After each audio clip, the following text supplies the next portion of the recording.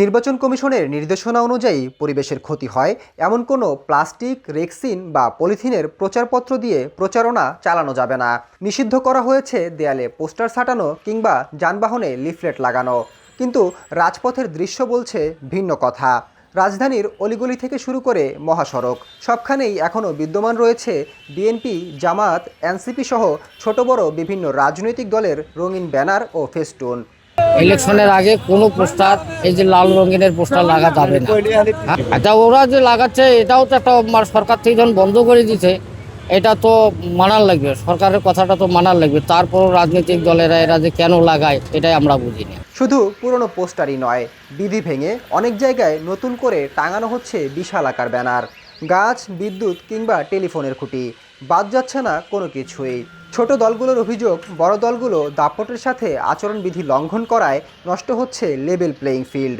ফলে অস্তিত্ব টিকিয়ে রাখতে বাধ্য হয়ে তারাও নামছে একই প্রতিযোগিতায়। যখন প্রার্থী হয়েছি তখন আমাদের একটা বই দিয়েছে, সেখানে আমরা কোন জায়গায় যেতে পারবো, কাকে নিয়ে যেতে পারবো, কোন মানে রাস্তা লিফলেট কোনটা বিলাইতে পারবো, সব কিন্তু লিখে দিচ্ছে। কিন্তু আপনারা দেখবেন যেভাবে ব্যানার ফেস্টুন টানিয়েছে, এটা নীতিমালার ভঙ্গন করছে তারা। আমি সেই জায়গাতে নেই।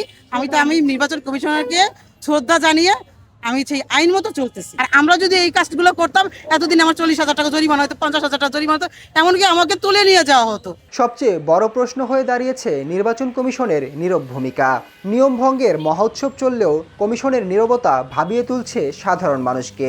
মাঠ পর্যায়ে নির্বাহী ম্যাজিস্ট্রেটের তৎপরতা কিংবা কঠোর জরিমানার কোনো নজির নেই বললেই চলে। যেন কাগজে বাঘ হয়েই বসে আছে নির্বাচনী আচরণবিধি। দেখার কেউ নেই, চলছে যে যার ইচ্ছে মতো।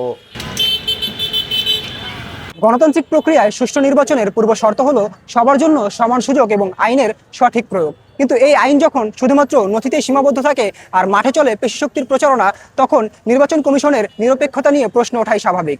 এখন দেখার বিষয়, শেষ পর্যন্ত নির্বাচন কমিশন কঠোর অবস্থানে ফেরে নাকি এই দৃশ্যই স্বাভাবিকতায় পরিণত হয়।